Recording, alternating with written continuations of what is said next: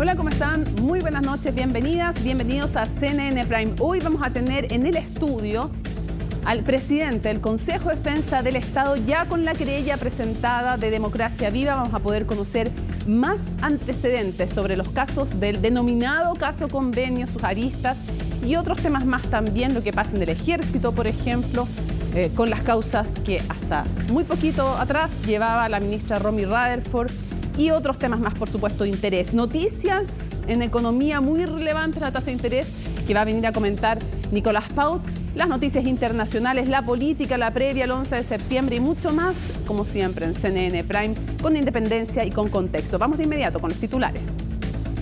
El gobierno presentó la agenda legislativa en materia de derechos humanos con motivo de la conmemoración de los 50 años del golpe de Estado. Una de las iniciativas propone levantar parcialmente el secreto de la Comisión Valech tras la autorización explícita, eso sí, de quienes entregaron testimonio. Desde la oposición acusaron un riesgo de violentar la intimidad de las víctimas. En su última reunión de política monetaria, el Consejo del Banco Central acordó reducir la tasa de interés en 75 puntos base, llegando a un 9,5%. La decisión fue adoptada por la unanimidad de los miembros de la instancia. Más del 70% de la infraestructura dañada por el último sistema frontal ya fue recuperada, según informó el MOP. El mayor nivel de daño se dio en materia de conectividad, con 518 rutas y caminos afectados. De ellos, se han logrado recuperar 450 estructuras, siendo el Maule la región más golpeada. Y en temas internacionales, más de 700 milímetros de agua caída en menos de 18 horas registran algunas zonas en Grecia, en medio de las peores lluvias que se han visto en ese país. Las inundaciones dejan un fallecido y un desaparecido, además de daños en zonas rurales y urbanas. El denominado temporal Daniel podría seguir azotando a la nación hasta el jueves. Todo eso y mucho más, porque aquí comienza CNN Prime.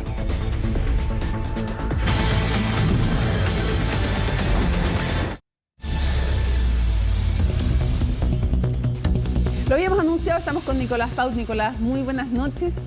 Hoy día el Banco Central nos sorprendió y me gustaría que les explicaras a quienes nos ven en las pantallas de CNN Chile por qué. Exactamente, Mónica, muy buenas noches. Nos sorprendió porque casi con papel calco, el Banco Central adoptó las proyecciones que tenía el mercado antes de la reunión de política monetaria de este martes, y lo digo por lo siguiente.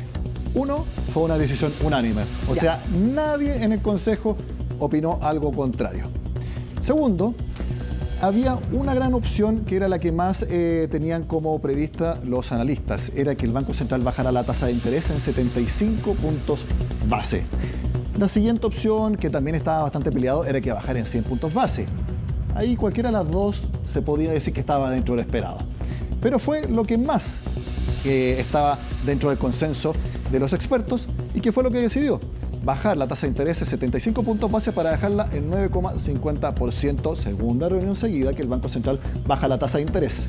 Y va a seguir haciéndolo. Ahí no hay dudas. Uno ya perdió la noción del tiempo de cuando tenía la duda de que el Banco Central qué es lo que iba a hacer, si iba a mantener la tasa, si iba a subir un poquitito o bajarla un poco. Ahora ya no existe esa duda porque por muchas reuniones más el Banco Central va a seguir bajando la tasa de interés. Te invito, Mónica, a que veamos y a las personas en sus casas cómo ha sido la trayectoria de la tasa de interés en el último tiempo y que muestra cómo ha sido de montaña rusa la economía nacional y por lo tanto también la tasa de interés. ¿Qué tiempo eso es de septiembre del 2021? Mira, para quienes no lo puedan leer, no hay problema, no es que esté mal de la vista, está muy chica la imagen. Está bien. En septiembre de 2021, hace 2 años... ¿Alcanza o te digo yo? Sí. No te la sabes de memoria, no sé si la ves. 1,5% estaba la tasa de interés. Sí. Fíjense lo empinada de esa curva, hacia arriba, hacia arriba, hacia arriba, sin parar, hasta octubre del año pasado. Más de un año subió sin parar la tasa de interés para quedar en 11,25%. Claro. Y desde octubre a junio fueron 8 meses. 8 meses. 9 meses en verdad, porque fue hasta julio, en que estuvo en 11,25%. ¿Y por qué digo hasta julio? Porque fue en julio, hace ya 6 semanas, cuando el Banco Central bajó la tasa a 10,25% y hoy vuelve a bajarla bastante, a 9,5% en la reunión de septiembre. El Banco Central ya había dicho a través de su presidenta, Rosana Costa, a través de sus consejeros, que este ciclo de recorte de tasas va a seguir. Puede variar la magnitud, como fue en la primera reunión en recorte, 100 puntos base. Hoy fue 75 puntos base. De hecho, en la próxima reunión que va a ser en octubre, en un mes más, hay división en el mercado. Algunos dicen que va a ser aún más agresivo que la primera vez. Otros dicen que va a ser igual que hoy. En diciembre, que va a ser también igual que hoy. En definitiva, el recorte de tasas seguirá, pero la magnitud es la que puede variar. Y de hecho, el Banco Central lo confirma en su comunicado, que también pasamos a revisar. Hicimos una selección de lo más importante. Esto es lo que se tienen que quedar ustedes de lo que dice el ente emisor hoy.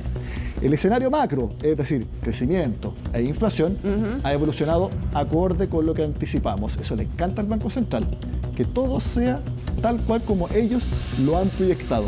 Y esta es la otra variable que hay que tener siempre en mente, el 3%. Exacto, porque ¿qué es lo que dice el Banco Central como meta? Que la inflación acumulada en un año o que los 12 últimos IPC sumen 3%. Claro.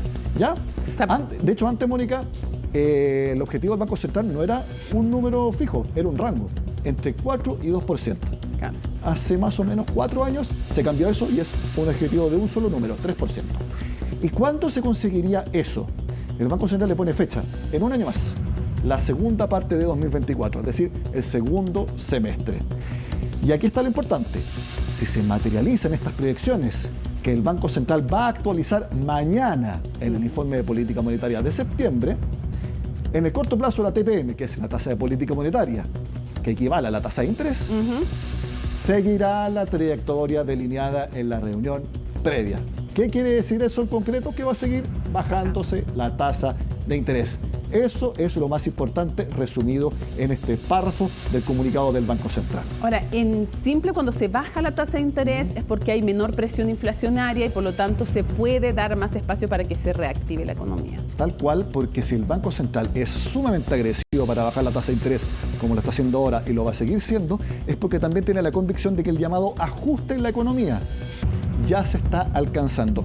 Como tú decías, se disparó tanto el consumo, se dispararon tanto los precios que había que hacer un apriete igual de agresivo. El Banco Central ya lo hizo y ahora considera que el consumo, las ventas del comercio llevan bajando más o menos un año completo.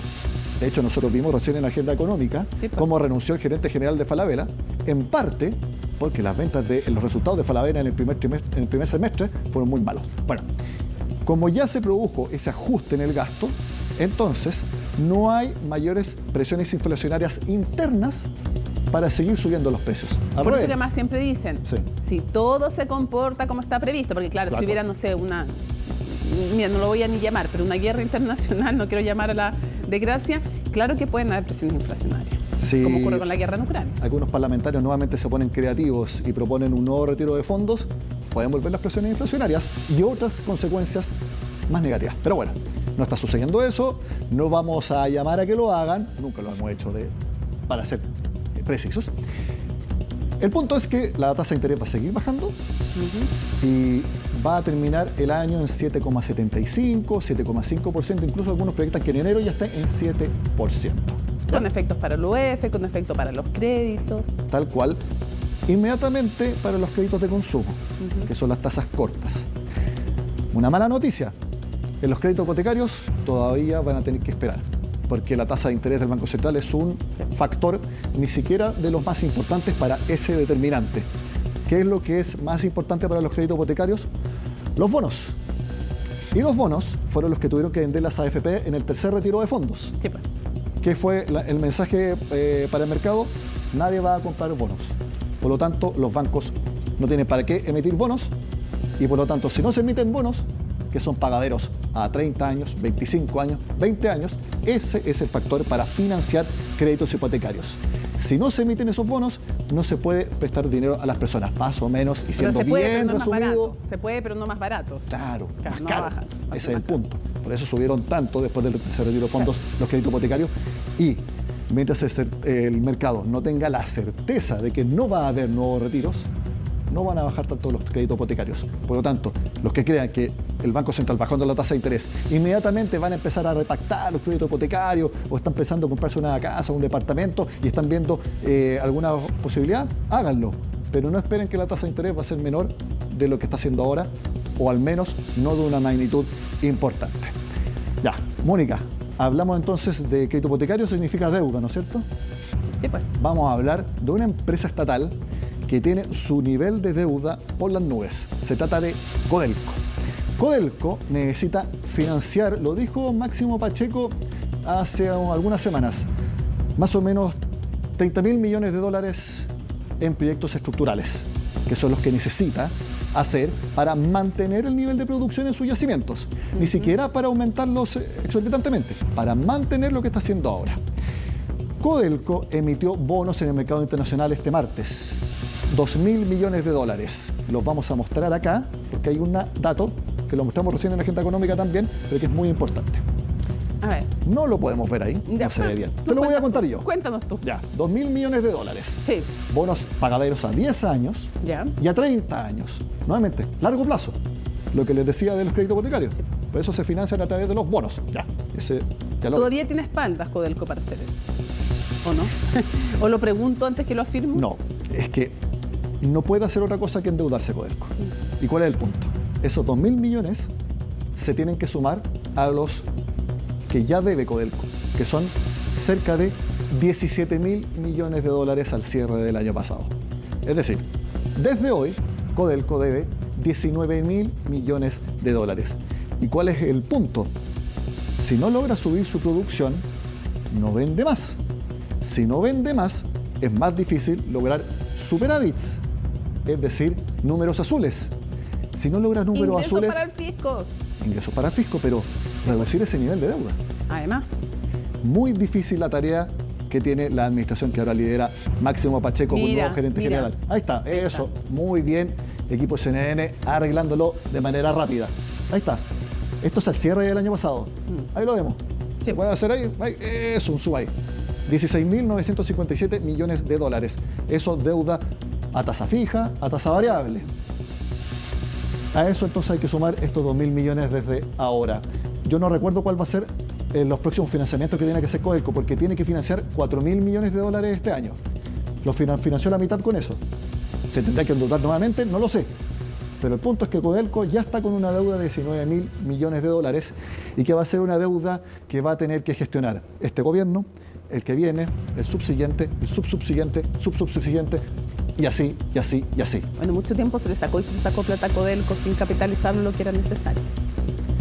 Exacto, y Codelco ha tenido muchos más problemas de lo que se presupuestaba con los proyectos estructurales. Han sido mucho más caros y se han demorado más en entrar en producción de lo que se anticipaba. Eso también ha elevado mucho la deuda, porque lo que pasó hace un par de años, cuando el precio del cobre se disparó y las utilidades de Codelco fueron enormes, fue solo un veranito de San Juan, porque la realidad de Codelco es muy exigente. De hecho, lo mismo lo dijo acá el presidente de Codelco en entrevista en Última Mirada con Fernando Pausen. Por lo tanto, estos números de Codelco, una mochila muy, muy difícil de sobrellevar. Muchísimas gracias, Nicolás Paut. Muy buenas noches, Mónica. Pon atención a lo siguiente. A ver. Ya viene además la entrevista al presidente del Consejo de Defensa del Estado. Pero antes, muy buena. atención con lo siguiente, porque hay una tasación que fue solicitada por el Ministerio Público en el caso de la Municipalidad de Santiago, el caso Sierra Bella. ¿Y qué es lo que dice? Que esta clínica tenía un valor de la mitad de lo que pagó, no pagó, de lo que iba a pagar el municipio. Y a raíz de aquello, los querellantes del Partido Republicano solicitaron entonces que se formalice a la alcaldesa de Santiago, Iracy Hasler. ¿Por qué? Por fraude al fisco. Eso es lo que ellos están acusando y pidiendo la formalización. Bueno, de todo ello, de este caso, nos cuenta en su informe Valentina Nieto. 4.000 millones de pesos habría sido el precio razonable que fijó la tasación que solicitó el Ministerio Público por la compra de este inmueble, la polémica ex clínica Sierra Bella, muy lejano a los más de 8.000 millones de pesos que terminó pactando el municipio de Santiago.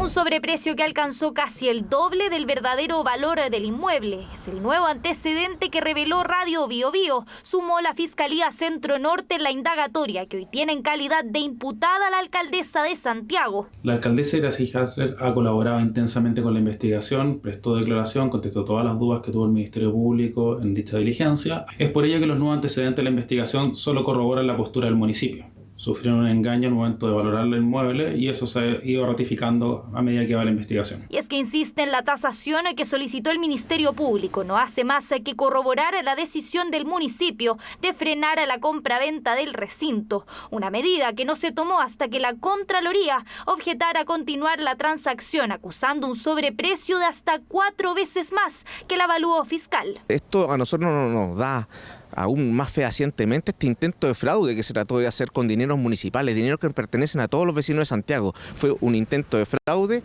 engañando a los vecinos y más encima prometiéndole una clínica municipal de la cual ella tenía pleno conocimiento de que el municipio de Santiago no podía crear. Es un avance porque ahora lo establece un informe técnico este sobreprecio y además hace referencia a la estructura del inmueble. Un inmueble que, según indicó la nueva tasación, se encontraba con un grave deterioro, además de no contar con unidades de urgencia y hospitalización crítica, teniendo incluso un nivel de depreciación del 64%. Cuando yo quiero determinar el precio de un algo, necesariamente tengo que ver arquitectura y operatividad. Lo mínimo es asegurarme que ese lugar cuente justamente con espacio y con una arquitectura que permita dar ese nivel de atenciones. Operatividad que no habría estado asegurada, un escenario lejano al que había prometido el municipio de Santiago, cuando en enero de este año anunció la compra del recinto. Por lo tanto, nosotros creemos y reiteramos que hay un antes y un después. Ya no puede sostenerse válidamente que la propiedad cueste 8.000 y tantos millones de pesos. Eso abre una serie de puertas, digamos, en la investigación, porque el hecho base, que es el perjuicio para la municipalidad, ya existe. Nuevos antecedentes que se suman a la solicitud que hizo el Partido Republicano de formalizar por fraude al fisco tanto a la alcaldesa como a otros exfuncionarios de Santiago, sumando también a los 13 tasadores. Arremetida judicial que desde el municipio acusaron tiene fines políticos. Creemos también que esta causa ya hoy día tiene un punto de inflexión en el que a esta altura ya es realmente incomprensible el hecho de por qué el Consejo de Defensa del Estado no se ha hecho parte todavía. Queda absolutamente claro que la arremetida del Partido Republicano a través de su abogado en la causa no es más que una jugada política. La investigación sigue avanzando y en ella queda corroborado que doña Iracy Hasler ha actuado conforme a derecho y se revisaron todos los trámites necesarios para hacer la compraventa del inmueble. Investigación por la compraventa de la ex clínica Sierra Bella que está lejos de terminar y que sigue sumando antecedentes. La nueva tasación concluyó además que la inmobiliaria San Valentino compró en tan solo 2.000 millones de pesos el centro de salud, valor muy lejano a los 8.000 millones de pesos que ofreció el municipio de Santiago. Bueno, ya lo habíamos anunciado, estamos con el presidente del Consejo de Defensa del Estado, Raúl Letelier. Muchísimas gracias por acompañarnos. Muchas gracias a ustedes. Bienvenido por primera vez a CNN Prime. Creo que es su primera entrevista televisiva, además en el cargo, así que se lo agradecemos especialmente. Y vamos a partir por convenios, pero ya que estamos viniendo a la nota del municipio de Santiago, no hay querella presentada al Consejo de Defensa del Estado en el caso de Sierra Bella. ¿Van a hacerlo, lo están analizando o no y por qué? Bueno, muchas de estas investigaciones son investigaciones dinámicas, ¿no? Es decir, el Ministerio Público va avanzando, va construyendo una carpeta de investigación, las diligencias se van desarrollando y entonces esto hay que ir estudiándolo cada cierto tiempo, ¿no? Con una perspectiva, diríamos, dinámica. El Comité Penal lo ha analizado ya 3 veces este asunto. ¿De Sierra Bella? De Sierra Bella. No ha visto todavía la existencia de hechos que puedan ser constitutivos de delito. Este último informe, esta última tasación, es una tasación que se presentó, o que tenemos conocimiento de ella hasta ayer. Y entonces es un dato que desde luego tendremos que incorporar para luego analizarlo en propiedad. O sea, todavía no, pero no se puede descartar la presentación de una querella. Bueno, como muchas de estas investigaciones, son investigaciones que van digamos, produciendo diligencias y entonces hay que ir viendo cómo esas diligencias van avanzando. Vitacura, ya que estamos en municipalidades, Vitacura es un caso donde sí hay querella. ¿Qué tan serios son los antecedentes? Para usted, ¿hay convicción de que el exalcalde, entre otros, cometieron delito? Completa, esa es una investigación ya bastante afinada. Hay muchos, hay informes periciales, hay documentos, hay tasaciones específicas, hay declaraciones de testigos. Es decir, es una causa que ya tiene una cantidad de diligencias que ya permite ir verificando la existencia de un delito. Por eso es que el Consejo de Defensa del Estado se creyó en ese caso y solicitó la condena de aquellos que participaron en esas defraudaciones. El exalcalde de Vitacura ha dicho, cuando se le pregunta dónde está el dinero, él dice que en las obras de Vitacura. Dice que en Vitacura. El Contralor, haciendo una ironía cuando lo entrevistamos, dijo, habría que preguntarse en qué parte de Vitacura. ¿Usted qué le responde al alcalde cuando él dice que es completamente inocente? Bueno, cuando alguien dice que el dinero está en obras, para eso existe una contabilidad específica que permite verificar que obras públicas están siendo pagadas o fueron pagadas con dineros públicos. De hecho, esa es la idea de cualquier auditoría que se puede hacer al gasto público. Eso no está acreditado en ninguna parte del expediente. ¿Usted tiene convicción de que cometió delito el alcalde, sí, el exalcalde? Absolutamente, por eso es que el Consejo presentó una querella. El Consejo se tarda un poco en presentar querellas porque las estudia de manera fuerte. Hay mucho análisis de muchas personas al momento de interponer querellas. Esta es una querella que está suficientemente estudiada y por ende las imputaciones que hacemos a ellos son correctas. O sea, usted diría que los fondos no quedaron en las obras de Vitacura, sino que quedaron en los bolsillos, entre otros, del alcalde, del exalcalde. De hecho, hay antecedentes que verifican que eso se hizo específicamente para que el dinero perdiera en un momento el tránsito desde un gasto público justificado a un gasto que ya no se pueda justificar. Vamos al caso convenios. Ya presentaron la querella en contra de Democracia Viva y por lo tanto nos puede contar más antecedentes. Para usted, ¿el caso Democracia Viva es un caso de corrupción? Absolutamente. Yo creo que esto ya lo han dicho muchas personas en distintos medios y en distintas formas. Es un caso de corrupción, nosotros lo hemos analizado. Hay dos tipos de hechos que dan cuenta de que es un caso de corrupción. El primero es el hecho de favorecer a la adjudicación a una fundación que no tenía ninguna experiencia en este rubro, que estaba recién, comenzando este tipo de trabajo, que había cambiado el giro hace muy poco, y entonces es una elección que no tiene en verdad ninguna justificación plausible. Y por ende la única manera de poder justificar esto es que haya otro tipo de intereses que son completamente ilícitos para poder elegir a una empresa con la cual firmar un convenio de gasto público. Ahora, la corrupción puede ser una irregularidad administrativa o además ser un delito. ¿Frente a qué estamos aquí? ¿A las dos cosas?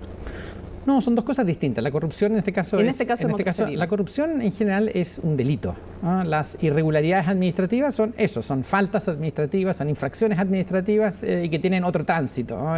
La responsabilidad administrativa, ¿no? Es decir, la sanción a los funcionarios públicos por haber infringido sus deberes públicos, ¿no? Pero la corrupción, cuando hablamos de corrupción en general hablamos de delitos, ¿no? Y en esos delitos ya no es solo una infracción de deberes o de protocolos, sino que hay también una intención de poder apartarse en general del derecho dolosamente para producir un resultado de afectación al presupuesto público. ¿Cuáles son los delitos aquí? El delito aquí en caso de Democracia Viva es fraude al fisco. Ese es el delito. ¿Y cómo se le imputa a Andrade, que no es un funcionario público? Bueno, el derecho penal también permite a que algunas personas que no son funcionarios públicos, pero que colaboran e intervienen directamente en la comisión de un delito que tiene esta calificación, puedan ser también considerados como partícipes, autores de un fraude al fisco. Ya. Y el caso de la diputada Catalina Pérez. ¿Cuál es la convicción del Consejo de Defensa del Estado? ¿Hay antecedentes que permitan eventualmente, porque lo van a determinar los tribunales, ver participación penal de ella, ver participación delictiva de ella en este caso? Bueno, no al menos en nuestra querella. En nuestra querella ella no es nombrada, solo hay una asignación ahí al hecho de que era un vínculo común entre Contreras y Andrade, pero en general ella no tiene participación en estos hechos. No hasta ahora lo que llevan. No hasta ahora, no hasta lo que sabemos de la investigación. Desde luego en estas cosas nunca uno puede descartar algo de lo que suceda en el futuro, pero por ahora no hay nada. Una pregunta que todos están haciendo es si se va a poder recuperar el dinero.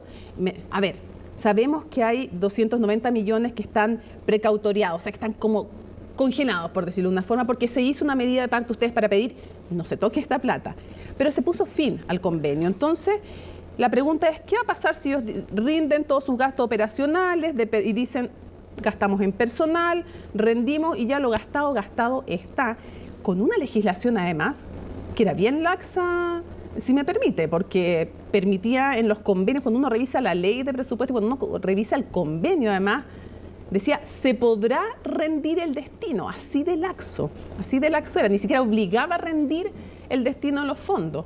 Entonces la pregunta es, ¿van a poder recuperar el dinero restante que no se haya bien gastado? A ver, los fondos públicos se tienen que rendir. Eso no es que esta idea de se podrá, no es que sea algo así como completamente facultativo. Es decir, los fondos públicos en general es necesario justificarlos. Ahora bien... Pero la ley de presupuesto 21.516, artículo 7, comillas, se podrá indicar el uso destino, la institución receptora que va a dar a los recursos. Pero en general todo recurso público que es entregado en este tipo de condiciones necesita ser justificado. Esto es una regla, presupuestaria, ¿no? de que es necesario hacerlo. El Contralor dice que no se va a poder recuperar el dinero. ¿Qué dice usted? A ver, en general la recuperación de lo defraudado en delitos de corrupción es siempre difícil, ¿no? De hecho, la recuperación en los casos de delitos siempre es difícil, ¿eh? Hay algunos tipos de estadísticas internacionales que muestran que lo que se recupera, digamos, en promedio es algo así como el 35% de los montos defraudados. En este caso, en cambio, tenemos ya precautoriada una cantidad grande del monto transferido y por ende, eso permite que la recuperación sea mucho mayor. Desde luego, colabora a esa falta de recuperación el hecho que estos convenios son convenios sin garantía, son convenios desarrollados con una fundación que no tiene patrimonio, y entonces, eso hace desde luego difícil su recuperación en su total. Ya, o sea, va a ser difícil, diría usted. Siempre es así, ¿eh? Por eso no va a ser distinto en este caso, y menos si no hay boletas ni garantías. En todos los delitos de corrupción siempre es difícil hacerlo. ¿Cuántas de las personas que trabajaban en la Seremía o en el Serviu, a la vez, en Antofagasta me refiero, que son 12 las mencionadas en la querella, eran pagadas por Democracia Viva? ¿Es una solamente? Entiendo que es una. Es una, sí. Ya. ¿Y a las otras por qué las nombran en las querellas? Bueno, porque la querella no es una querella que esté vinculada a Democracia Viva, ¿eh? Es una querella que está vinculada a las personas que resultan ser querelladas. ¿Es efectivo que Paz Fuica, jefa de gabinete de Contreras, era pagada por la Fundación de Superación de la Pobreza? Sí. O sea, esa era la fundación que le pagaba a la jefa de gabinete. Bueno, no sabemos específicamente la función que ella ejecutaba. Muchas de estas son funciones un poquito movibles que no es posible saber todavía cuál es específicamente la función que desarrollaba, pero sí es una persona que era pagada por una fundación. Por la que yo le mencioné, de hecho. Cintia Cisternas entonces era pagada por Democracia Viva, ya sabemos otra más, y todas las otras pagadas por las distintas otras fundaciones. ¿Es una práctica habitual, parece, en las fundaciones? Bueno, a ver, este tipo de hechos son hechos habituales en este tipo de corrupción, ¿no? En la corrupción pública, el hecho de pagarse con dineros digamos, públicos y pagar personas es una práctica pero que teniendo habitual. Dobles funciones, además. Desde luego, desde luego. Quiero pasar a otro tema, pero antes. La convicción del Consejo de Defensa del Estado, ¿es que había un mecanismo o es casualidad que toda esta gente estuviera haciendo todo esto al mismo tiempo? La misma práctica. Bueno, ¿Hay un mecanismo o no? A ver, nosotros tenemos hasta el momento 2 querellas presentadas y una querella que viene pronto.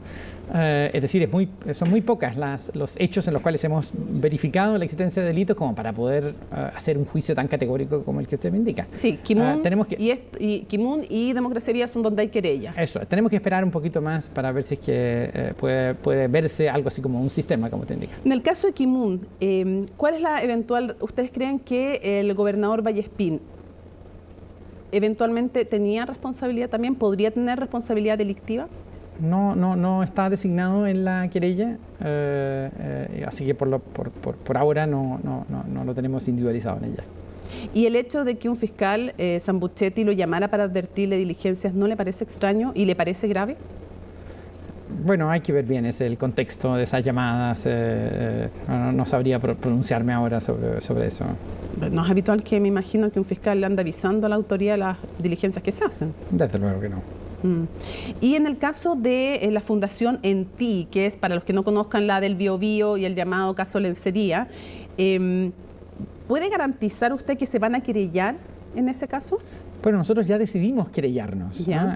Decidimos querellarnos porque tenemos algunos antecedentes que se nos han hecho llegar por otras vías, ¿no? De hecho, algunos consejeros, por ejemplo, regionales, nos hicieron llegar bastante información al respecto, pero la investigación penal sigue siendo una investigación reservada y, por ende, mientras eso sea así, tenemos que esperar que... Pero sería por fraude al fisco. Bueno, tenemos que esperar esos antecedentes para poder ya tomar la decisión de una querella. Yo creo que esto va a ser en las próximas semanas, que vamos a poder tener acceso a esa carpeta investigativa y con eso ya poder presentar una querella. ¿Pero lo más probable es que sea por fraude al fisco? Es probable. ¿Y eso implicaría que involucrara al gobernador? Eso tenemos que verlo ya en propiedad con todos los antecedentes, ¿no? ¿Pero es probable también? Bueno, muchas de estas cosas son probables, desde luego, ¿no? Hipotéticamente hay muchas posibilidades, pero con lo que tenemos ahora... que sí, de lo que le escucho a usted. Con lo que tenemos ahora, todavía no, pero hay que esperar esos antecedentes. Antes que se nos acabe el tiempo, quiero ir al caso del Ejército, de las defraudaciones, no de funcionarios del Ejército. ¿Es una mala noticia que no hayan extendido el trabajo de la ministra Romy Rutherford como ustedes lo pidieron? No, a ver, no es que sea una mala noticia. Nosotros quisimos que se ampliase un poco más el trabajo de la ministra Rutherford, principalmente por lo que significa esa causa. Es una causa gigante que tiene muchas aristas, que tiene 2000 y tantos volúmenes de trabajo que hay ahí. Es una causa difícil y por ende esperábamos que una ampliación por 6 meses más le permitiese a la ministra terminar ese trabajo, dejarlo ya muy bien encaminado.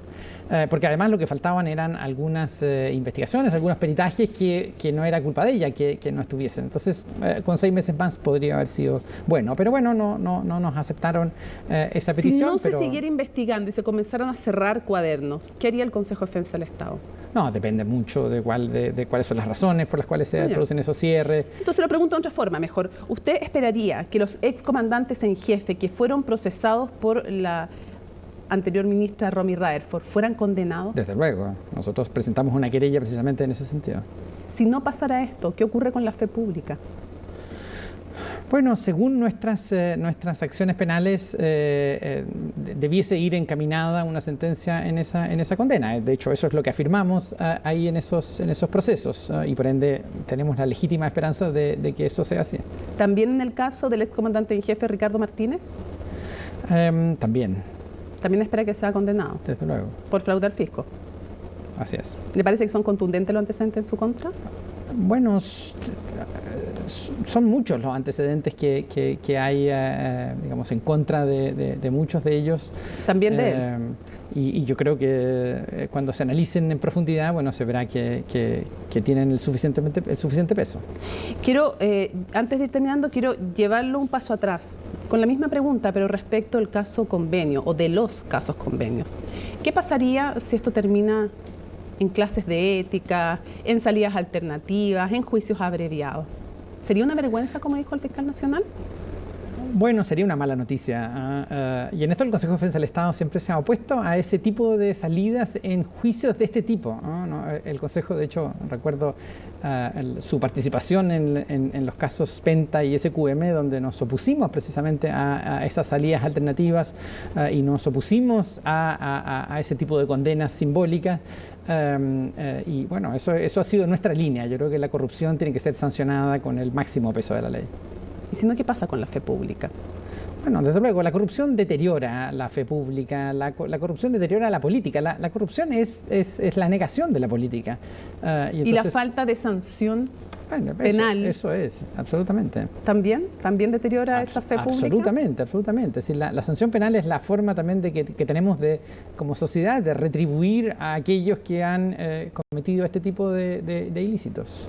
Quiero cerrar preguntándole algo que le hemos preguntado por estos días a todos los invitados y que no necesariamente tiene que ver con su ámbito de acción, pero usted ha sido un hombre antes del Consejo de Defensa del Estado académico, ha hecho clases, ha opinado también de política, dijo que se iba a moderar ahora que ya está en el Consejo de Defensa del Estado. Le quiero preguntar dos cosas. Lo primero, cuando usted dijo que, porque tenía que defender la facultad, tenía que defender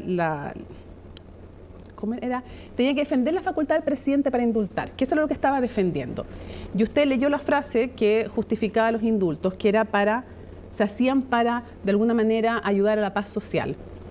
¿Usted la compartía en cuanto a que estaban justificados formalmente los indultos o usted como jurista cree que ayudaron a la paz social? Bueno, a ver, aquel que puede opinar mucho sobre la paz social son principalmente la política. Mi rol en el Consejo de Defensa del Estado,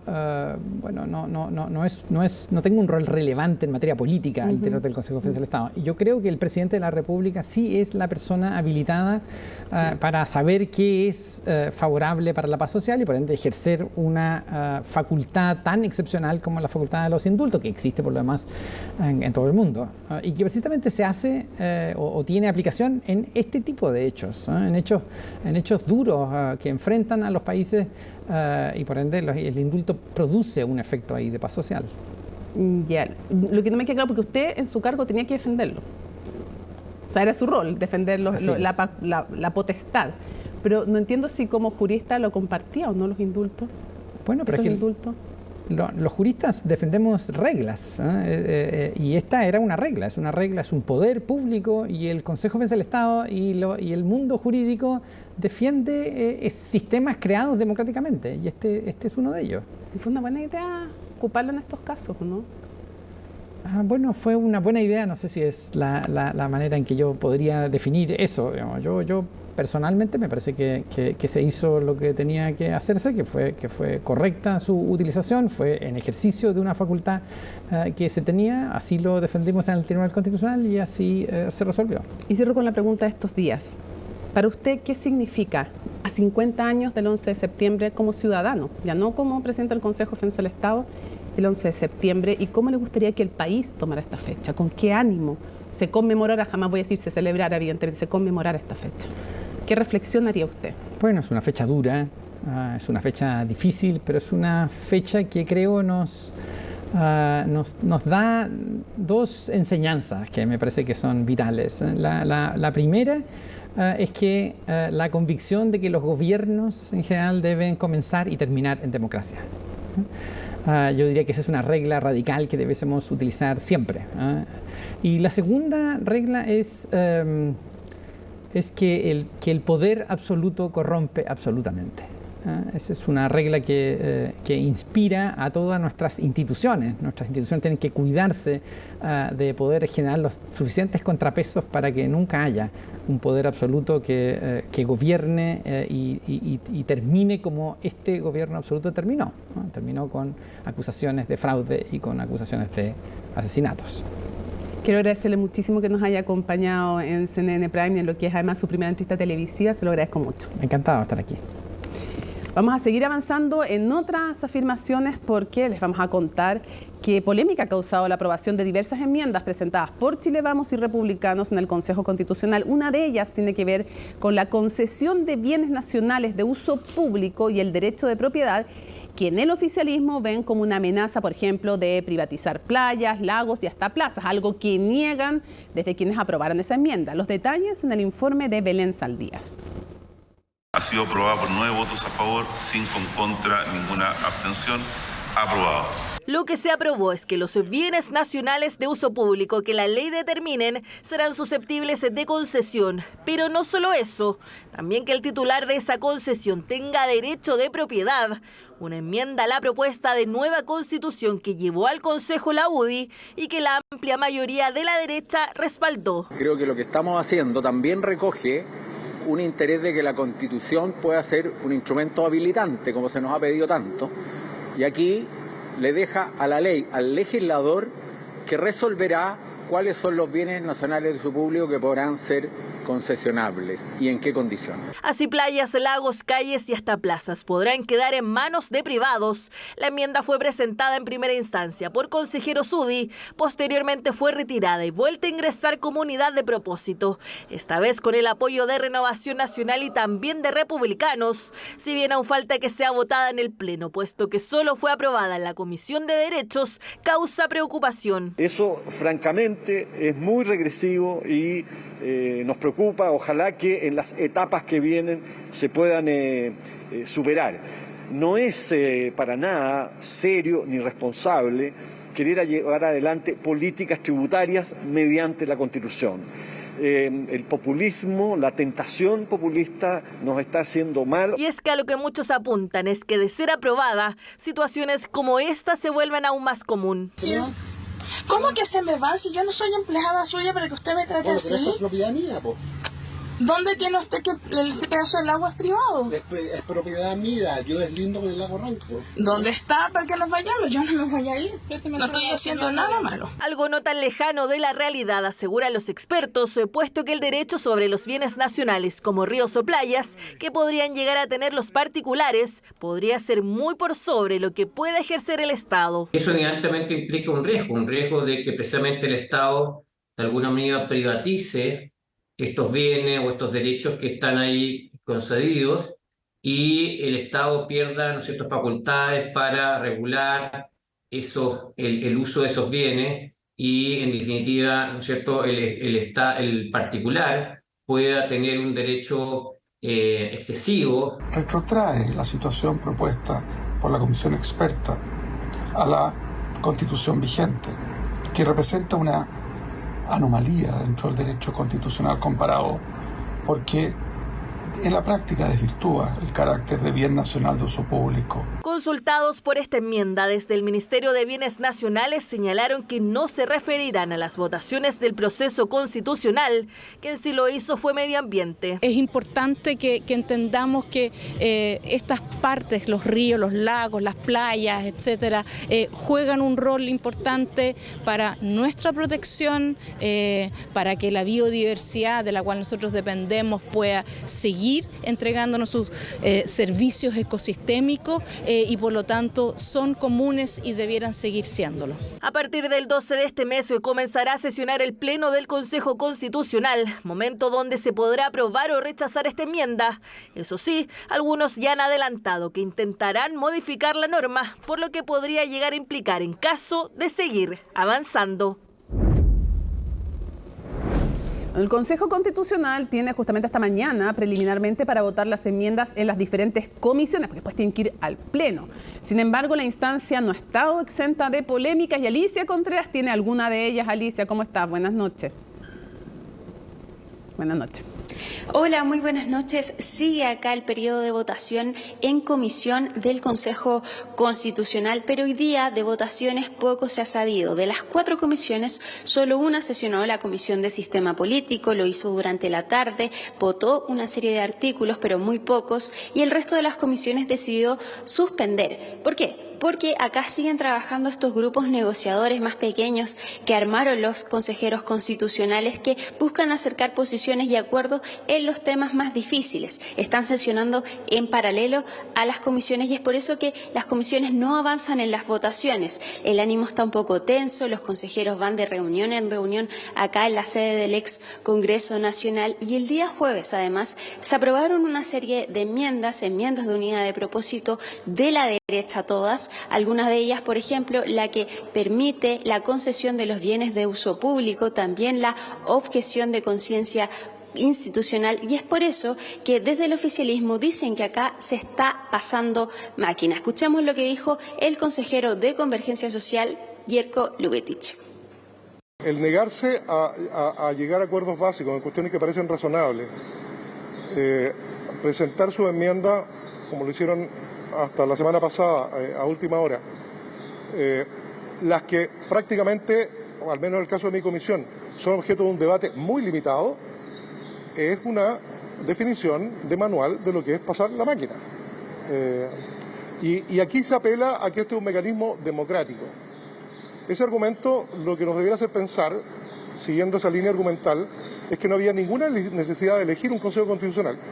Quisimos ir a preguntarle a la bancada republicana respecto de estas acusaciones del oficialismo y como ya lo hemos hablado, acá si bien hay 22 consejeros republicanos, solo algunos funcionan como voceros de la bancada. Usualmente Luis Silva es el encargado de entregar las vocerías a nombre de los 22 consejeros. Hoy día, así funciona el equipo de comunicaciones, y hoy día nos dijeron que el consejero Luis Silva no quería hablar porque seguían estos grupos negociadores. Es por eso que fuimos a hablar con los consejeros en los pasillos del Consejo Constitucional. Todos nos dijeron que no podían hablar, que la vocería la tenía Luis Silva, pero sí pudimos hablar con Carlos Solar. Él es consejero de la Comisión de Sistema Político y que reconoció que acá hay una mayoría que en democracia se impone. Escuchamos lo que dijo Carlos Solar. Lamentablemente de repente aparece como que lo que ustedes dicen se pasa máquina, pero es nada más que reflejo en las votaciones de grupos que tienen mayoría y grupos que tienen minoría y que se imponen, precisamente en la democracia se impone la mayoría. La verdad es que yo tengo la sensación de que detrás de cada decisión hay muchas veces intereses que no se pueden llamar diálogo. Rápidamente, después de que hablara Solar, bajó la presidenta del Consejo Constitucional, la republicana Beatriz Edia, a entregar un punto de prensa. Le preguntamos de esto, pero también le preguntamos de las palabras del vicepresidente Aldo Valle, quien dijo que acá hay una tentación populista de ciertos sectores. Ella dijo que no se iba a referir a opiniones a título personal y también aseguró que acá no se estaba pasando máquina, pero que en las votaciones, si es que no se lograba acuerdos, finalmente se iba a imponer una mayoría democrática. Escuchemos lo que dijo Beatriz Edia. Yo no me voy a referir a cuñas o opiniones personales, yo me puedo referir acerca de los hechos, de lo que yo he visto en las comisiones los últimos días, y lo que he visto es que hay una apertura constante al diálogo, a suspender si es necesario para encontrar caminos en común, y eso es lo que debe primar. No hay ninguna aspiración por ningún sector de pasar máquina, y también esperamos que no haya ningún sector que sea obstruccionista, y ese es el espíritu de trabajo que ha primado estos días. Yo les quiero transmitir que estamos haciendo todos los esfuerzos para poder construir acuerdos lo más transversales posibles.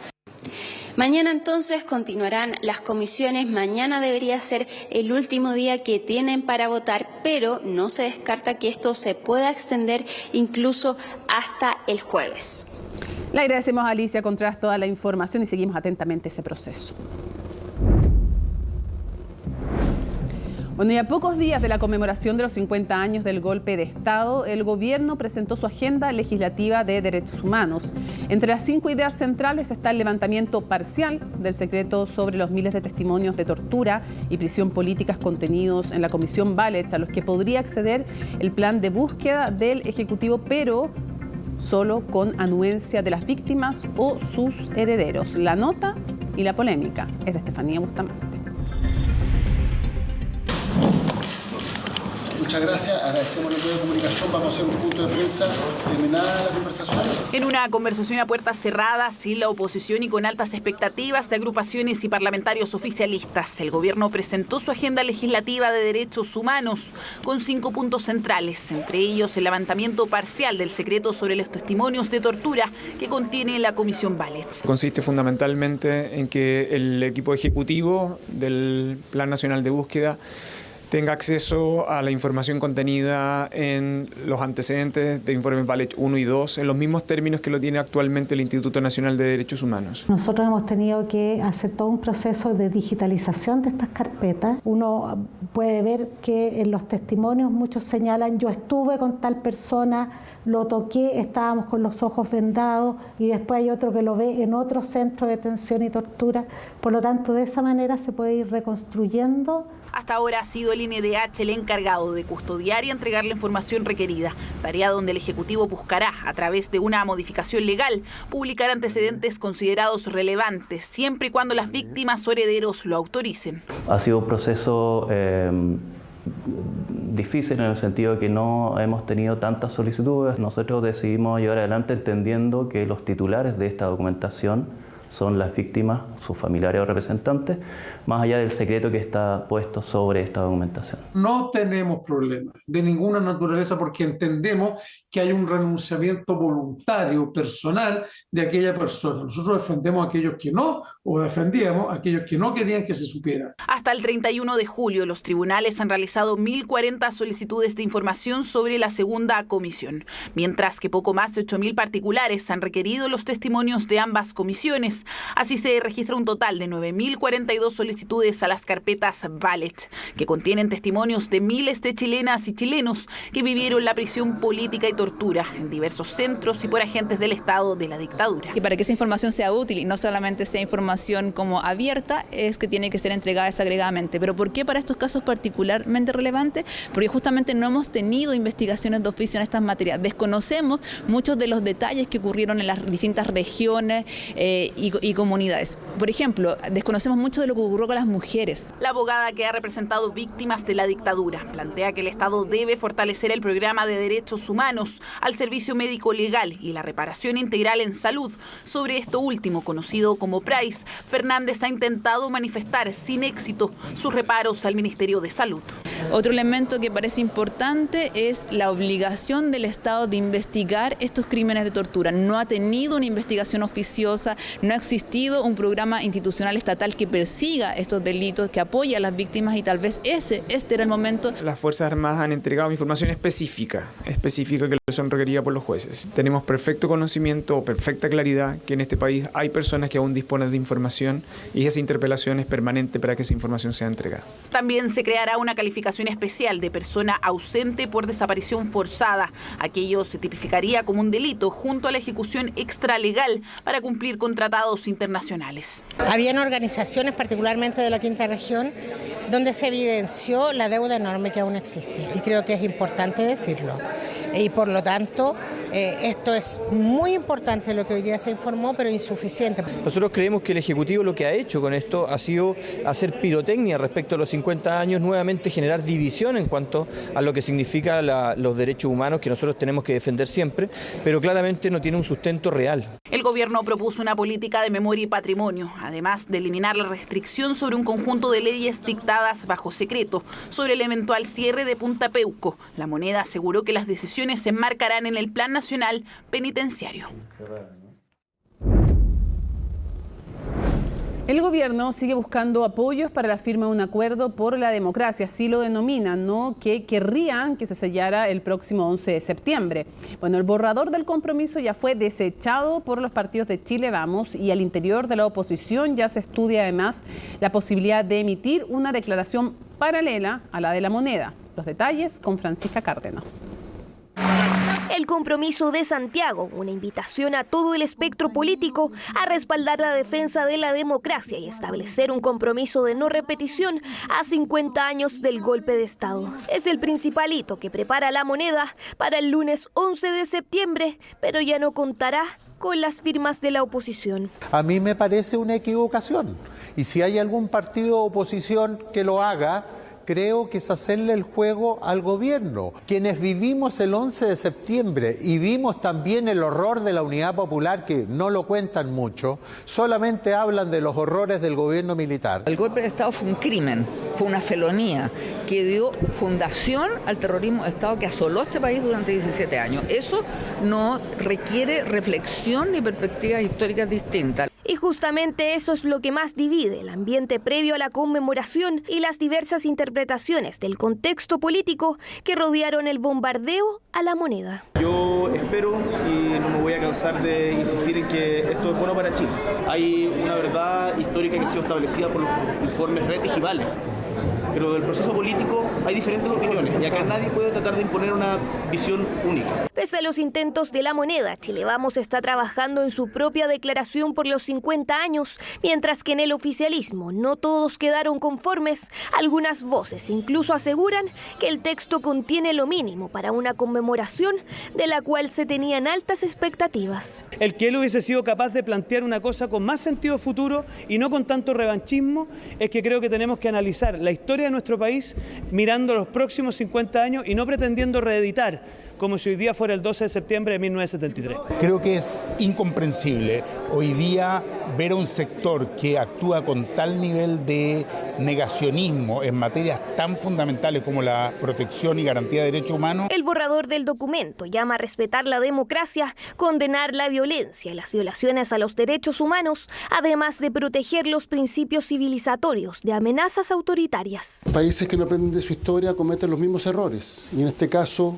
podrían acontecer en el futuro los mismos horrores. Nosotros vamos a insistir en todo caso porque finalmente creemos que aquí está en juego algo que es fundamental y es cómo sentamos las bases para que en Chile preservemos la democracia. Más allá del contenido, la oposición no están de acuerdo con realizar homenajes al expresidente Allende y ser parte de los hitos planeados por el Ejecutivo. A esto se suman las repercusiones por las distintas intervenciones del presidente Boric, en especial la que hizo tras la muerte de uno de los condenados por el caso Víctor Jara. Cuando vemos a un presidente de la República que se refiere como se refirió a una persona que se suicida, claramente que ayuda poco a generar un espíritu de unidad nacional. Y por eso creo que es relevante que cada partido político, que cada coalición haga sus reflexiones. En la DC, en tanto, preparan también una declaración conmemorativa a la que dicen podría sumarse la oposición. Estamos impulsando una declaración transversal que incorpore estos tres elementos. Un compromiso con la democracia siempre,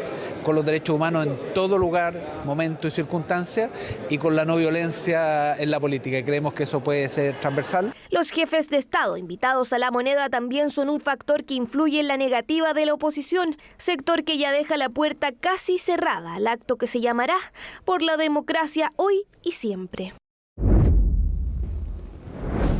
El gobierno sigue buscando estrategias para poder avanzar con sus iniciativas clave como la reforma de pensiones. La ministra del Trabajo confirmó que van a intentar alivianar, fueron sus palabras, el proyecto separándolo en dos. ¿Cómo va a quedar dividido? Orlando Silva lo sabe y se los cuenta.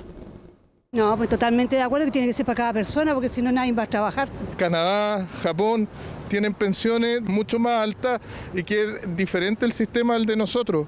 Es un sistema mucho más solidario. Yo no estoy de acuerdo netamente con que toda la capitalización sea partidaria por la gente y de uno. Debería ser individual. 30 años más recién serían los frutos para esas personas que quieren los 6% para ellos solamente. Una repartición en el 6% del aporte del empleador. Opiniones divididas en las calles y también en el Parlamento. Las posiciones en torno a la reforma previsional no se acercan y en un nuevo intento del gobierno para que el debate no se siga alargando, ahora la ministra del Trabajo confirmó que la reforma se dividirá en dos etapas. Esto con el objetivo, señaló, de alivianar el proyecto. Un primer proyecto que trataría de tres materias básicamente. En primer lugar, el destino de la nueva cotización del empleador, que creemos que es importante que una parte vaya a seguro social a fin de subir pensiones actuales y futuras. En segundo lugar, la reorganización de la industria. Sabemos que es necesario que estos márgenes importantes hoy día de utilidades que tienen las empresas, las AFP en particular, sean estas rentabilidades también transferidas mediante una baja en la comisión para los afiliados. Y en tercer lugar, el aumento del monto a la PGU a 250.000 pesos y su universalización efectiva. Para avanzar en este proyecto de ley se requiere construir mayorías en ambas cámaras del Congreso Nacional. En ese contexto, la ministra Jara ha hecho anuncios que dan cuenta de la voluntad de acuerdo que tiene el gobierno. Puede haber algunos que estén preocupados de otro tipo de intereses. Nosotros estamos preocupados de cómo se protege mejor a las personas y en ese contexto hemos manifestado nuestra voluntad de acuerdo. Lo que realmente mejora las pensiones rápidamente es la separación del proyecto, pero aumentando la pensión garantizada universal a 250.000 pesos. Todo lo demás va a traer mucho más conflicto porque este sistema de reparto que el gobierno quiere establecer trae como consecuencia una ayuda económica a los actuales jubilados muy pequeña, muy menor. y trae un daño previsional a los trabajadores en el largo plazo que nosotros no estamos disponibles para poder avalar. Es que los llamados de un lado y otro no tienen el efecto de hacer avanzar la discusión y la paciencia se comienza a acabar. Yo tengo una pensión de 100 y tanto. Necesita que se reforme y que haya una mejoría. Ahora. Ya está bueno ya. Está bueno, hace mucho tiempo que se está discutiendo sobre esto. Y los pensionados seguimos mal. La política en este momento es tema de pelea entre ellos nomás. Y ponerse de acuerdo porque se necesita ese dinero. Los jubilados necesitamos ese dinero. Tiene que ser ahora. No podemos, los adultos mayores no pueden esperar 10 años, o sea, 10 años más. Y en medio de este debate, las aseguradoras se dieron a conocer una encuesta que revela que 6 de cada 10 personas señala preferir una pensión fija vitalicia. Cuando hacemos foco en el minuto de la jubilación, ahí encontramos varias cosas interesantes. Lo primero es que las personas en ese minuto lo que quieren es estabilidad. Que no tenga variaciones respecto al mercado, que no dependa del gobierno de turno, que no dependa de una decisión de político. Yo quiero una pensión fija en UF para toda la vida. Lo único concreto por ahora es que las indicaciones a la reforma que se encuentran en la Comisión de Trabajo de la Cámara de Diputados se ingresarían a fines de septiembre. El 73% de la infraestructura a cargo del Ministerio de Obras Públicas ha sido reparada después de casi 3 semanas del sistema frontal que afectó a la zona centro-sur del país. Aún queda trabajo por concretar, sobre todo en la región del Maule, que, explican las autoridades, fue la más afectada y donde continúan cerca de 2.000 personas aisladas. Macarena Román con el informe. 2 semanas y media han pasado desde el inicio del último sistema frontal que dejó un pésimo recuerdo en la zona centro-sur del país.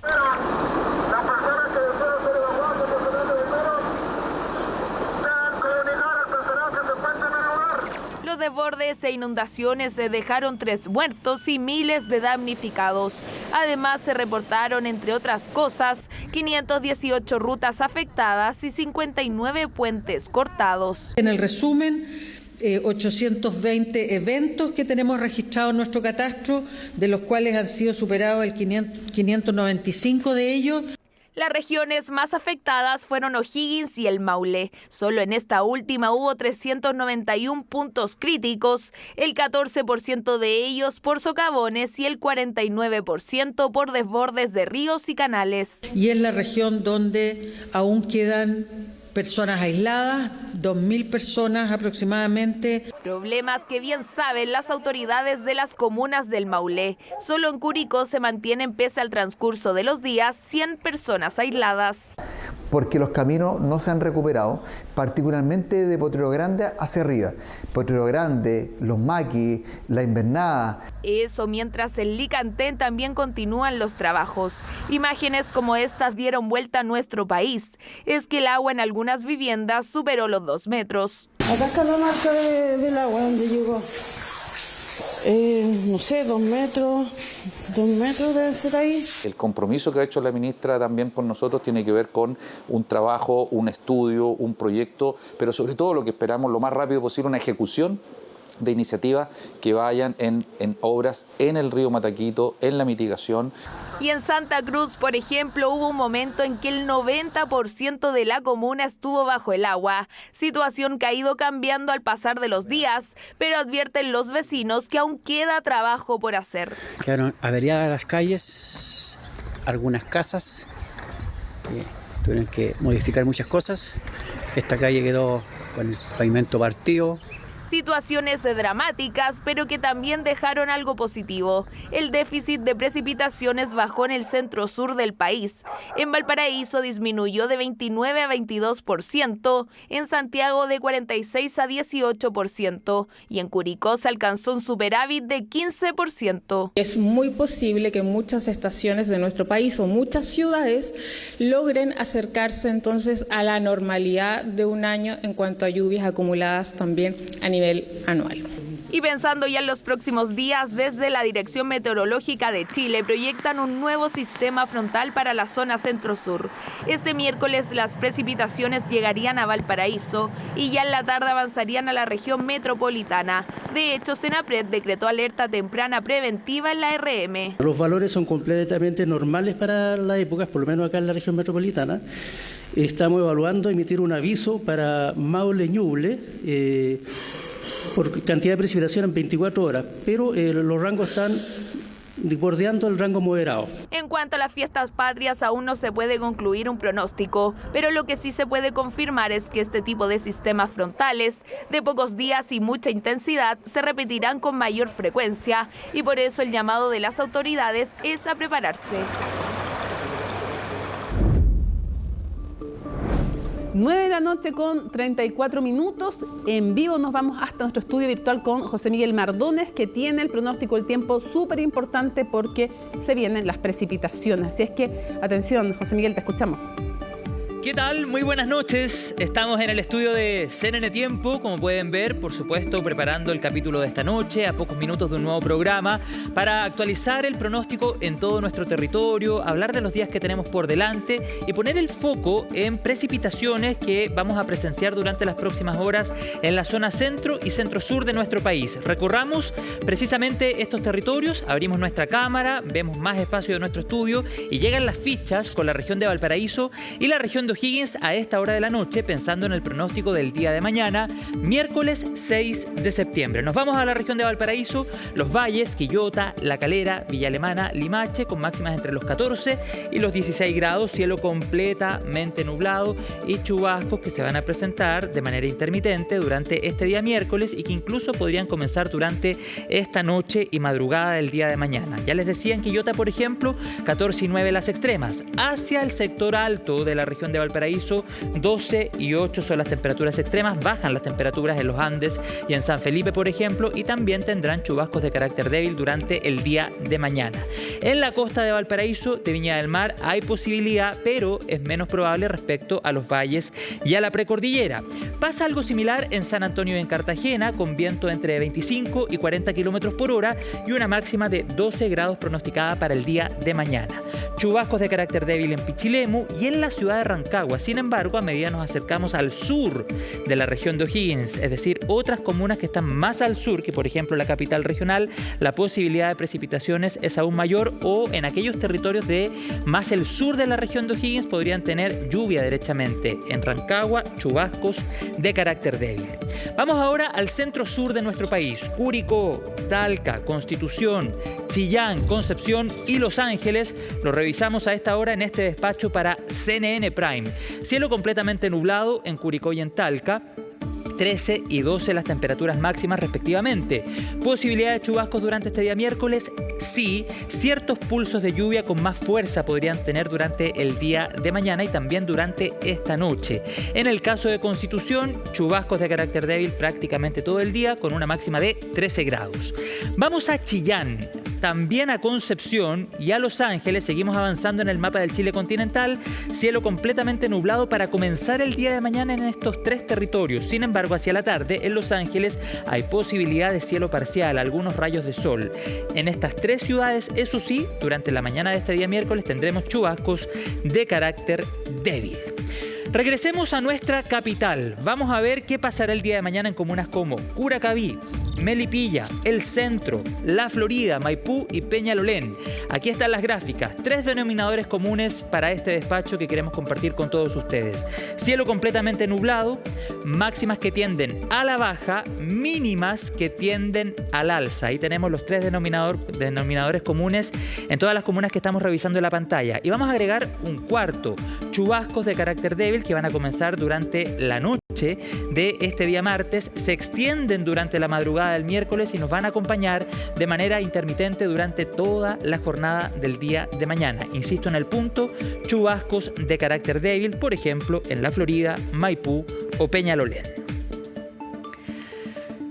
Dejamos hasta acá este despacho, por supuesto. Antes de despedirnos, extendemos la invitación a que nos reencontremos en los próximos minutos en un nuevo capítulo de CNN Tiempo, donde además de mostrarles el pronóstico del día de mañana, vamos a hacer la proyección pensando en las jornadas que tenemos por delante. Atención, solo les doy el titular, en CNN Tiempo profundizamos. Hay posibilidad nuevamente de precipitaciones hacia el fin de semana. Seguimos actualizando. Que tengan buenas noches. Chao, gracias.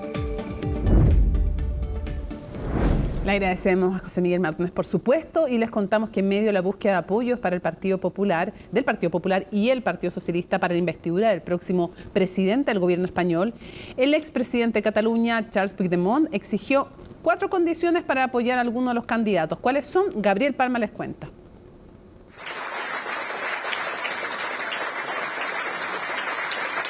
El autoexilio en Bélgica no ha impedido a Carles Puigdemont convertirse en una figura clave estos días para el futuro político de España, y él lo sabe. El líder catalán, requerido por la justicia por su papel en el proceso independentista unilateral del año 2017, tiene junto a su partido Junts la llave para destrabar la investidura del próximo gobierno tras las elecciones de julio pasado, aunque su apoyo tendrá un costo, y así lo hizo saber este martes.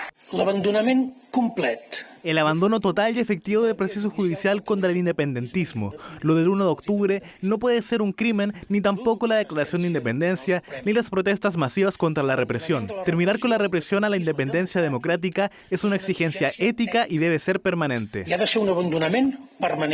Esa es una de las 4 condiciones que enumeró el expresidente catalán para asegurar el respaldo de los 7 parlamentarios de Junts a las fuerzas políticas que buscan la investidura. Además de la ley de amnistía, Puigdemont exige un reconocimiento de la legitimidad democrática del independentismo, la verificación del cumplimiento de los acuerdos suscritos y fijar como límites los tratados internacionales sobre derechos humanos. España tiene un complejo dilema: repetir las elecciones con el riesgo de que los equilibrios políticos sean tan frágiles como lo son ahora, o pactar con un partido que no haya renunciado ni renunciará al unilateralismo como recurso legítimo para hacer valer los derechos de los catalanes. Como recurso legítimo para hacer valer los derechos del pueblo catalán. Un mensaje directo al actual mandatario Pedro Sánchez y la agrupación de izquierda Sumar, quienes han intentado tender puentes en busca de los apoyos que les faltan en el Congreso. Algo de eso intentó hacer este lunes la líder de Sumar y vicepresidenta del gobierno en funciones, Yolanda Díaz, quien se reunió con Puigdemont en Bruselas en una imagen que causó controversia en el país y de la cual la Moncloa luego se distanció. Pero el mensaje del líder catalán también fue escuchado por quien ahora recibió el mandato del rey Felipe VI de formar un gobierno. El líder del Partido Popular, Alberto Núñez Feijóo, puso en duda su reunión con Junts. No estoy sometido a ninguna subasta, ni voy a aceptar ningún chantaje, resulte lo que resulte en la votación de la investidura. El fin, es decir, la presidencia del gobierno, no justifica renunciar al principio básico de igualdad de todos los españoles. Pese a contar con la bancada más grande tras las elecciones de julio, el PP está viendo cada vez más lejano el retorno al poder en España. El líder opositor necesita 176 escaños parlamentarios de un total de 350 para asegurar una mayoría absoluta en el debate de investidura que está fijado para fines de septiembre, y hasta el momento solo tendría asegurado 172. Este martes, Feijóo se reunió con el líder del partido ultraderechista Vox, Santiago Abascal, quien le reiteró el respaldo de sus 33 parlamentarios y cuestionó los acercamientos del oficialismo con Puigdemont. Le he trasladado al señor Feijóo que Vox respaldará su investidura, únicamente como alternativa al bochorno de ver a los partidos separatistas subastar la nación de una manera impúdica ante la perplejidad de todos los españoles.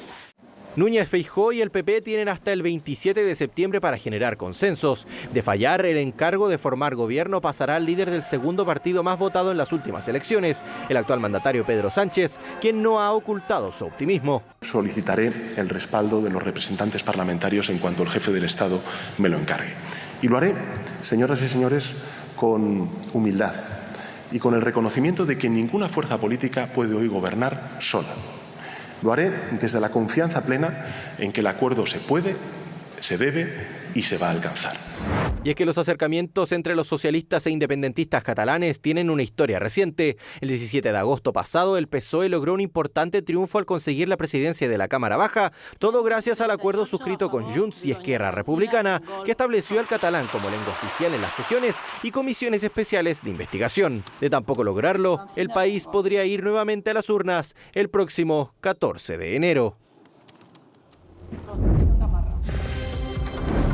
Ya estamos listos para revisar las informaciones internacionales junto a Jacinta Molina y climáticas. Exactamente. No hay clima político, precisamente. Del clima político al meteorológico, lo que está sucediendo en el Mediterráneo. Ayer hablábamos de esta dana que afectaba a España. Bueno, ahora hay otra que está azotando a Grecia, Turquía, Bulgaria, con intensas precipitaciones, fuertes vientos.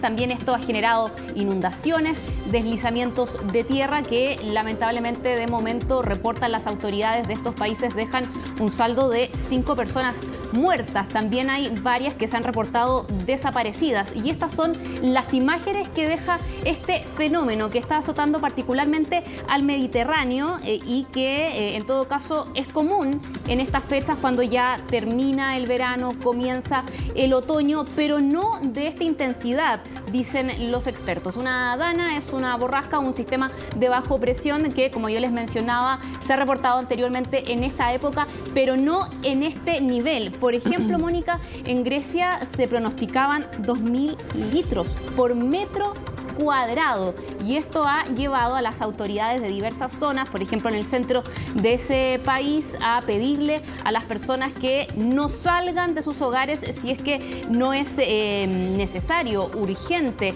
restringir la movilidad también de los vehículos. Hay reportes de personas que han quedado varadas, atrapadas en algunas zonas, incluso hoteles, en vista de esta situación que no solamente está afectando a Grecia, sino también a otras naciones mediterráneas. Turquía es el caso, Bulgaria también, ya lo comentábamos, y hay una razón por qué la gravedad de esta situación, porque este fenómeno de esta intensidad que dicen es lo atípico. Claro. El cambio climático. Sí, pues. Y algunos todavía lo niegan. Exactamente. Exactamente, hay muchísima preocupación por lo que se está generando en esta zona, porque el pronóstico también indica que ya sería recién el jueves cuando esto declinaría. Lo que ocurrió en España avanzó hacia el Atlántico, esta es distinta, pero iría avanzando incluso a países como Siria, hablan algunos reportes también, así que esto todavía tiene tiempo de acontecer, de desarrollo, y hay muchísima preocupación por los estragos que ya está generando. Vámonos a Cuba. ¿Por qué? Porque las autoridades cubanas han reportado un caso de supuesta trata de personas cubanas para ir a combatir a la guerra en Ucrania. Hablan desde la Cancillería que el Ministerio del Interior está haciendo esfuerzos, señalan, para desbaratar esta red de reclutamiento de ciudadanos cubanos que residan tanto en la isla como también en el exterior, en Rusia. ¿Por qué? Porque indican que sería en ese país donde operaría esta red y que luego lleva a personas engañadas hasta Ucrania. Y esto coincide con reportes que se han dado a conocer en redes sociales y que han sido replicados también en medios de comunicación, donde se señalan los testimonios de jóvenes que indican que fueron llevados engañados hasta Ucrania. Hay un ejemplo incluso de uno que indicaba que fue llevado para un trabajo de albañil junto al ejército ruso y se reportaba este caso. Lo llamativo, lo particular, lo curioso es que estamos hablando también de países que tienen una alianza histórica, ¿no? Cuba, Rusia, de hecho, que han estrechado lazos recientemente, y Cuba, que incluso se ha abstenido en votaciones importantes de Naciones Unidas, de la Asamblea General, cuando se ha votado, por ejemplo, una condena a la invasión de Ucrania o también el retiro de las tropas rusas. Así que eso es lo que reportan las autoridades cubanas. Eso sí, de momento no ha habido ninguna declaración de Rusia ni del Kremlin sobre esta situación. Ni Cancillería, ni Ministro de Defensa, nada. No, nada. Solamente la declaración que emite la Cancillería de la isla y el Ministerio del Interior de Cuba. Llamativo. ¿A dónde nos llevas ahora? Nos vamos ahora a la India, que se prepara para albergar la cumbre del G20, sí, pues. Y en medio de ese gran evento que va a reunir a varios líderes mundiales, se sabe eso sí, que el presidente de China no va a asistir, no. Hay muchísima especulación sobre el nombre de la India. ¿Por qué? Porque las invitaciones que han sido ya emitidas para quienes vayan a asistir a la cena de inicio, figura el nombre del presidente de la India, pero no como presidente de la India, sino que como presidente de Bharat. Bharat es una palabra que tiene su origen en textos hindúes muy antiguos y que de hecho técnicamente es uno de los dos nombres que tiene la India. Lo que pasa es que el más conocido internacionalmente es este último, y esto ha hecho crecer las especulaciones de que sea un plan del gobierno del primer ministro Narendra Modi modificar en el largo plazo o incluso en el corto el nombre del país, porque el argumento que dan desde el gobierno es que la India es un nombre que se relaciona con el colonialismo, el imperio británico. Y él es fuertemente nacionalista, que sí lo fue parte de su campaña, pero muy, muy fuertemente, y esto lo ha estado haciendo que crezcan las tensiones con China, con Pakistán, entre otros. Exactamente, y de hecho hay una serie de iniciativas que se han adoptado para remover algunos monumentos, cambiar nombres de calle, incluso, y ahora sucede esto que ha llamado muchísimo la atención. Está en las invitaciones ya. No se sabe si a lo mejor por ese periodo de la cumbre del G20 las autoridades pidan ese cambio de nombre, o a lo mejor ya haya una política mayor que se vaya a anunciar en los próximos días, pero ha llamado muchísimo la atención. Absolutamente. Jacinta Molina, muchísimas gracias. Nos vamos juntas. No hay India como querríamos a cubrir la cumbre del G20. Nos vamos a la pausa y regresamos con muchas más informaciones del deporte y más aquí en CNN Prime.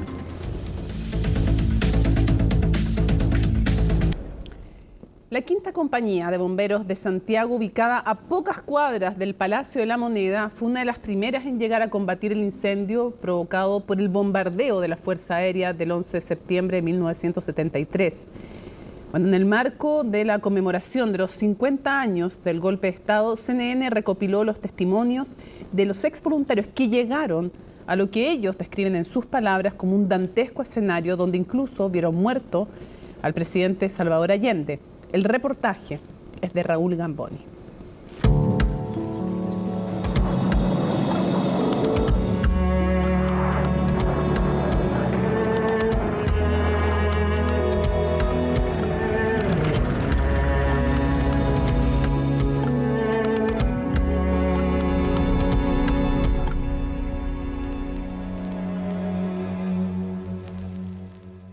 En la afuera del cuartel se instaló el parte del regimiento blindado número 2 con un camión transmisor, una ambulancia y un carro de asalto.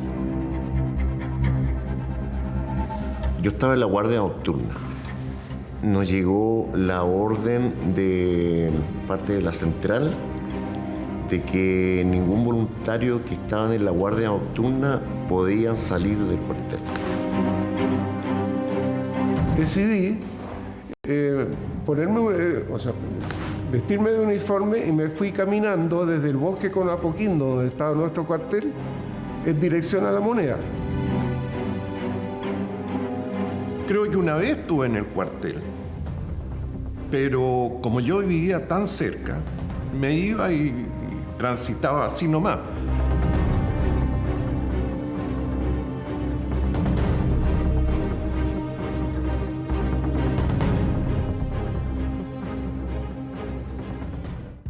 Y empezó la balacera fundamentalmente desde la calle Centeno, donde estaba el diario Clarín.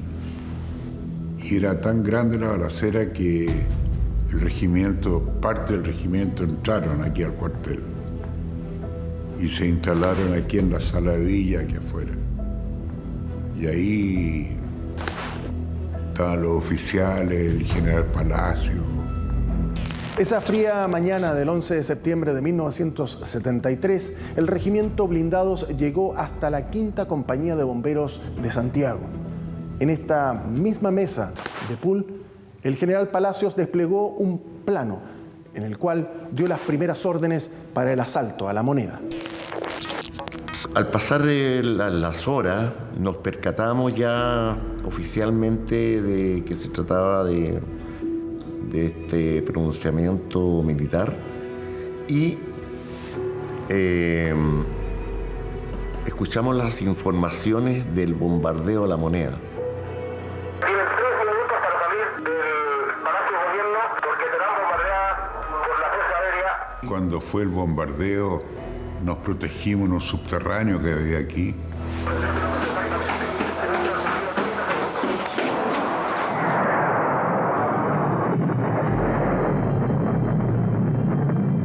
Y vi la pasada de los aviones, el bombardeo y todas las cosas. Y en algún minuto se dijo que los bomberos tenían que ir a sus cuarteles, si no me equivoco, un bando. El mando militar informa al cuerpo de bomberos que estén listos a partir de este instante, previa orden de este mando militar por este mismo medio, para concurrir con alguno de sus elementos a apagar el incendio provocado en la moneda. Llegué a Moneda con San Martín, había un carabinero disparando, entonces me mira y me dice, ¿y usted? No, yo voy a la Moneda, hasta donde usted llegue. Porque el tráfico de bala era más o menos. Bueno, corrí hasta la puerta de la Moneda, me paré y creo que sentí la sensación más extraña en mi vida. No saber si reírme o llorar.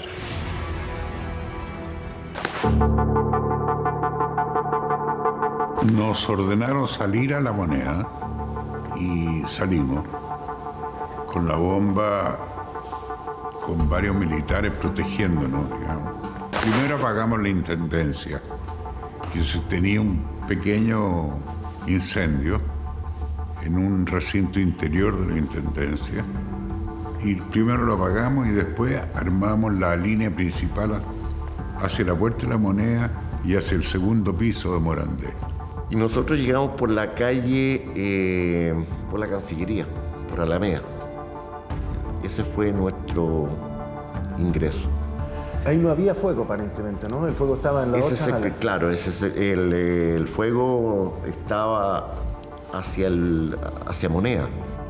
Corrí hasta Morandé y ahí estaba mi compañía y se nos distribuyó en los lugares de fuego. A mí me tocó todo lo que era el gabinete del presidente en ese momento, pero el fuego nos echó, nos corrió, empezaron a caer los bustos de los presidentes, en fin, qué sé yo. Entonces íbamos buscando dónde trabajar sin que nos pasara absolutamente nada. Y había bastante fuego, hacía frío y estábamos muy mojados, porque el agua corría para todas partes.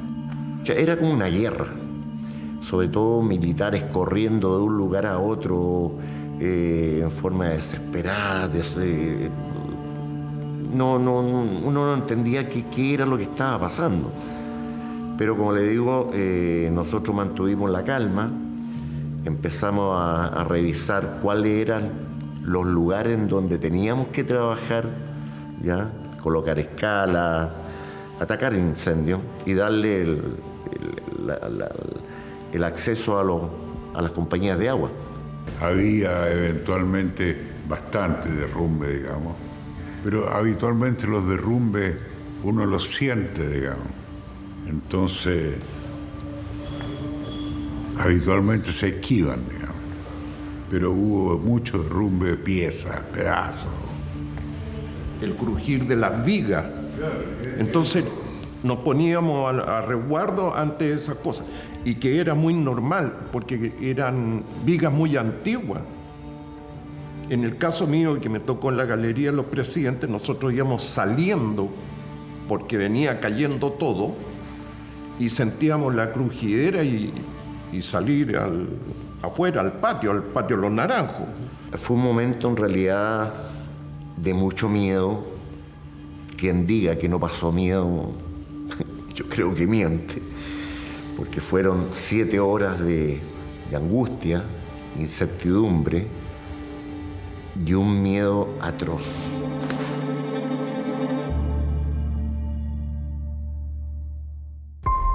Estábamos en la Galería de los Presidentes y Luis Pereira me dice, ¿viste a la persona? No sé, ¿qué persona? Ven, me dijo. Y empezamos por entre medio los escombros, qué sé yo, abrimos una puerta, explico, estaban estos reflectores y había un soldado. Entonces le dijimos, permiso, y asistió con la cabeza. De primera no me había fijado. Entonces me acerqué a él y en eso vi los lentes.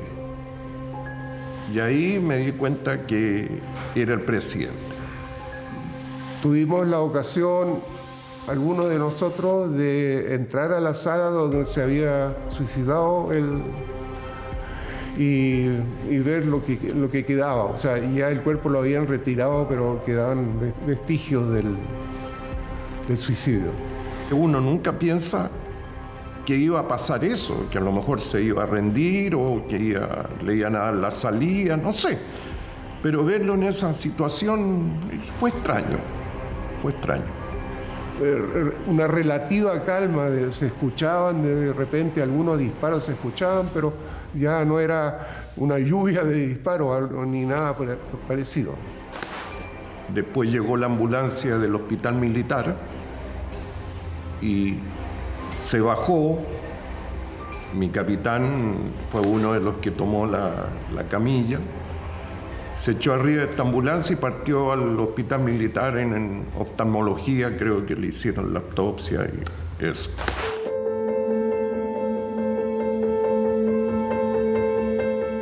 Nos sentíamos parte integrante de la historia de este país y que ayudamos en cierta medida a salvar un bien como el Palacio de la Moneda, lo que quedó. Lo principal acá es que nosotros actuamos con mucho espíritu bomberil, porque era un patrimonio nuestro el que se estaba quemando. Y a partir de ese momento teníamos que sacrificarnos y hacer todo lo posible por evitar que el fuego se extendiera, de tratar de salvar lo máximo posible ese patrimonio tan importante para nuestro país.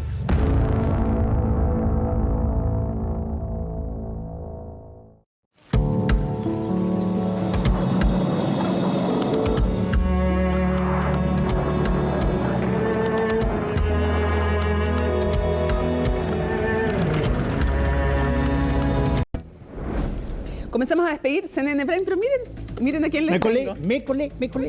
Nos encanta que te coles, estés también en tu casa. Oye, ¿qué tenemos hoy día en Tolerancia Cero? En Tolerancia Cero. En Última Mirada.